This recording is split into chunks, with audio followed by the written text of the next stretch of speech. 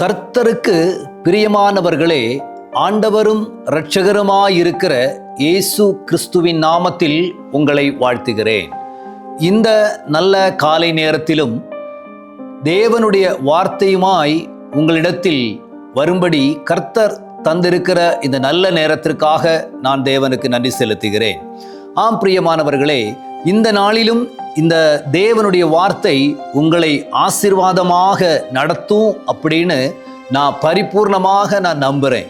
நீங்கள் கவனத்தோடு சில நிமிடம் என்னோட சேர்ந்த வேத வசனத்தை நீங்கள் கேட்பீர்களானால் இன்றைய நாள் கர்த்தர் உங்களுக்கு நிச்சயமான ஒரு நல்ல நாளாய் மாற்றுவார் என்று நான் விசுவசிக்கிறேன்.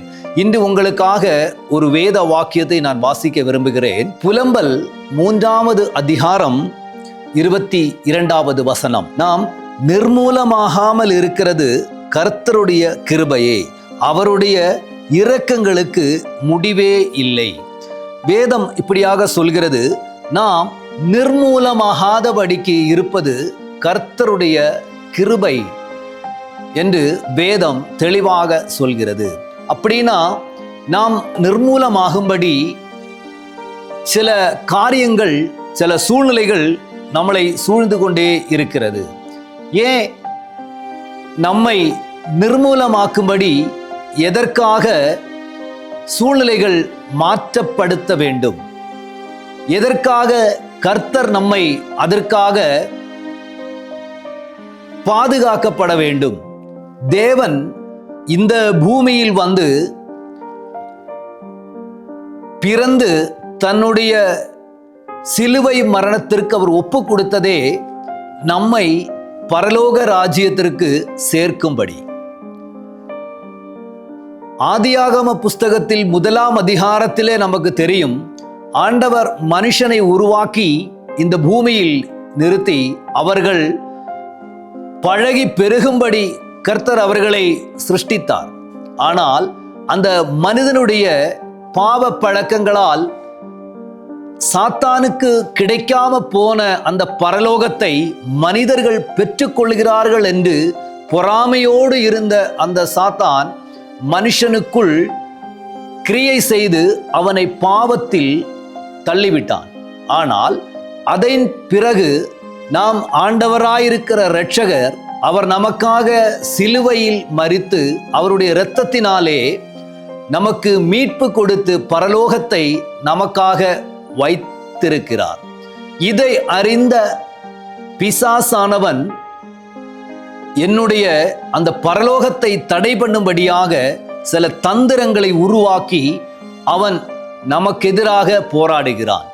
இந்த வார்த்தை இப்படியாக சொல்லுகிறது, நாம் நிர்மூலமாகாதபடிக்கு அவர் நம்மளை பாதுகாக்கிறார். அவருடைய கிருபை நம்மளை பாதுகாக்கிறது. அவருடைய கிருபை தான் இவ்வளவு நாளும் நம்மளை நடத்துது என்று வேதம் சொல்கிறது. ஆம் பிரியமானவர்களே, நாம் தேவ வசனத்தை விட்டு விலகும் பொழுதும், நாம் குறைகளை நாம் வாழ்க்கையில் வரும் பொழுதும், நாம் எங்கேயோ நாம் வழுதி போன பொழுதும் நம் வீழாதபடி நம்மளை பாதுகாத்து கொண்டது கர்த்தருடைய சுத்த கிருபையாயிருக்கிறது. அதனால் இன்று நாம் பெருமை பாராட்ட நமக்கு எதுவுமே கிடையாது. நான் இன்று நிற்கிறது தேவனுடைய கிருபை. எனக்கு என் கண் முன்பாக இருக்கிறது, நான் பார்க்கிறது, நான் இவ்வளவு நன்றாக வாழ்கிறது தேவனுடைய கிருபை. இந்த தேவனுடைய கிருபை உங்களில் இருக்கும் நாள் வரைக்கும் உங்களை ஒரு மனிதனுக்கும் ஒரு சத்ருக்கும் உங்களை நிர்மூலமாக்க முடியாது என்று வேதம் சொல்கிறது. அப்படியானா நாம் விசுவாசத்தோட இந்த கிருபையை கொண்டாடி, இந்த கிருபையை நாம் ஏற்றுக்கொண்டு அந்த கிருபையில் சூழ்ந்திருப்போமானால் நாம் வாழ்நாளெல்லாம் ஆசீர்வாதமாய் இருக்க முடியும். ஆம் பிரியமானவர்களே, உங்களுக்காக நான் ஜெபிக்கிறேன். இந்த கிருபையில் நீங்கள் நிலைத்திருக்கும்படி தேவனோடு என்னோடு சேர்ந்து நீங்கள் ஒரு நிமிடம் ஜெபியுங்கள். நல்ல ஆண்டவரே, இந்த நல்ல நேரத்திற்காக நாங்கள் துதிக்கிறோம் ஏசப்பா.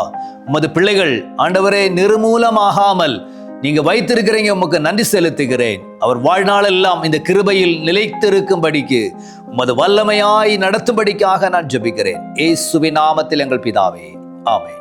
God bless you. கர்த்தர் உங்களை ஆசீர்வதிப்பாராக.